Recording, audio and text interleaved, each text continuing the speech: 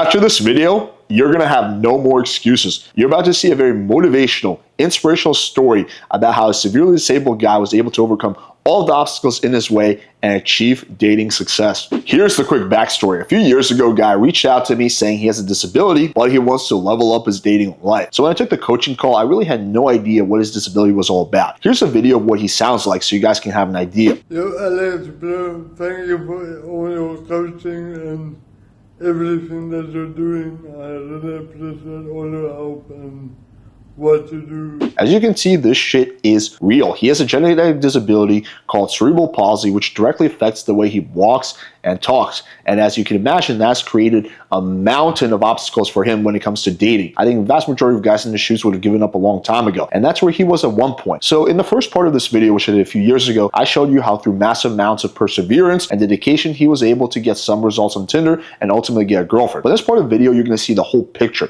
You're going to see how he was able to overcome every single one of these obstacles, both internally and externally, how he was able to progress on his dating journey, starting from a place much lower than every single one of us starts, and be able to get to a place where he's been a successful relationship for many years. Here's his story in his own words, and this is going to be very powerful. Since I was born, I have had cerebral palsy. I walk and talk differently, kind of like a drunk person, even without alcohol. But it wasn't until puberty that I started noticing that it's harder for me to get girls than other guys. Then I saw a family video of myself, and my immediate reaction was, what the fuck? That's how I walk and talk? That's the moment I realized why people always stared at me, and my confidence just went downhill from there. I always kept trying to get girls, but was just getting rejection after rejection. But now and then there was a girl that liked me, and I would eventually self-sabotage it with my insecurity, even asking the girl shit like, do you not mind dating a guy with a disability? We all know how fast a lack of confidence dries up a girl's pussy. I finished school and then dropped out of college after the first year. I started with a low-paying IT job as computers were the only thing I was good at. Hopeless with my future and girls, I then just gave up and turned to alcohol and hookers. At 25, I was introduced to a business venture and personal development, which gave me hope for the future. That's when I stopped drinking every day. From 25 until 29, I started watching YouTube videos and reading books on how to get girls as another form of personal development. But none of the content really helped me, so of course, I'll just keep fucking hookers until I figure it out. Try dating apps, but only got maybe one match a week, etc. At 29 years old, I finally discovered Playing with Fire, whose content resonated with me. And I remember my first response was, holy fuck, I think I finally found someone who can help me. No bullshit or feel-good content, but real tangible advice and actions.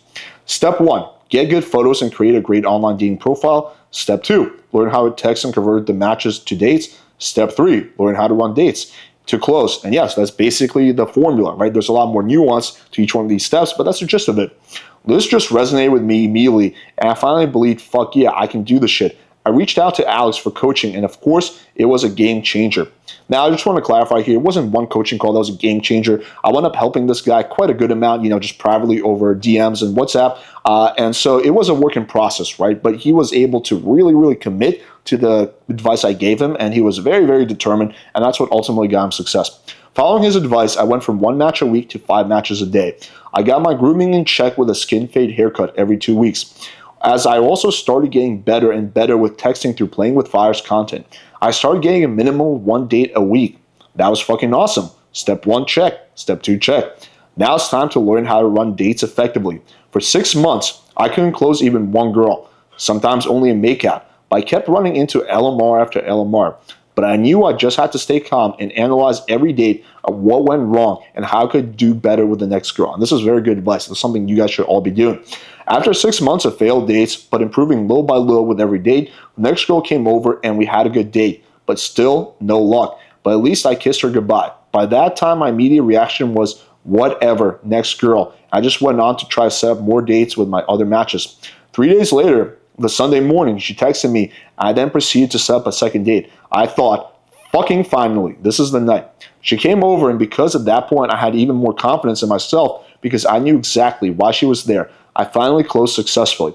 After that, I set up another date 2 days later for dinner. Then we went back to my place again afterwards so I could turn her into a regular. And then 2 days again after that again. After the 4th date, we agreed to see each other regularly every Thursday night. After 4 months, she asked me, if we could take things further. Then I asked her to be my girlfriend, and she said yes, so I decided to practice my relationship skills.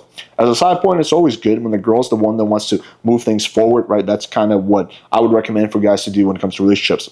Of course, from all the content I'm consuming, I knew the keys to a long-lasting relationship are confidence, communication, respect, adventure, and fucking your girl really well, so she'll be addicted to you.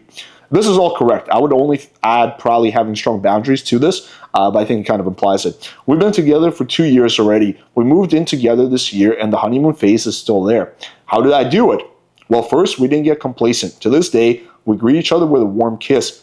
That's true. I also do that every time one of us comes home after work, etc. But most importantly, I stay confident in myself. I didn't even ask her insecure question, do you not mind dating a guy with disability? Because I'm confident in myself, and I know she chose me above all the other guys that she matched with. But I also know that I can get more girls if she decides to leave me, so I'm not a needy bitch, and she can fucking feel that shit in my presence. Communication is key. We both agreed that we should speak up if any of us have any concerns, instead of just staying silent so that we could sort it out immediately together. That's good. But she still knows that I won't put up with any shit and that we should always treat each other with respect. So here's where boundaries come into play. We don't always only stay in the room. We go out and do shit together, whether it be a grocery shopping, walk around the mall, going to the beach, theme parks, and bars. Now and then we go out and do something outside together. This year for my vacation, we went to Oman for a small vacation for my birthday with my family, and we had so much fun. And lastly, fuck your girl well. Enjoy the foreplay. Eat her pussy until she comes in your mouth, and explore new shit together. So many girls get sexually frustrated because their boyfriend or husband is selfish and shit in bed. Very true. Don't be one of them. In addition, she even cleans our apartment, but even cleaned my place before we moved in together. Does my laundry and even cooks for me. Not because she has to, but because she wants to.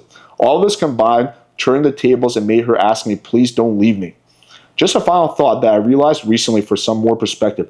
Look at the two photos below. The first photo was the insecure little bitch I was before. No fucking wonder I wasn't getting any girls. And the second photo is me now. Investing in myself was the best choice I had ever made. This is a very powerful story. Just compare him here to here. That is a drastic transformation. But the picture is this. We all start at different points in life, but this guy started lower than any of us could have even imagined. He had to overcome obstacles that none of us even knew existed. And if he was able to accomplish his goal, then why can't you? Everyone has their excuses. Some people more than others. I see this all the time. Oh, I'm too Indian, I'm too Asian, I'm too ethnic, or I'm too short, or I live in the city, or blah, blah, blah. Insert whatever random excuse people have for not accomplishing their goal. But this guy has motherfucking cerebral palsy. That is a nuke compared to whatever excuses that you have. And if he was able to accomplish his goal and get a girlfriend through massive perseverance, dedication, and hard work, and not giving up no matter how many obstacles he faced, then why can't you?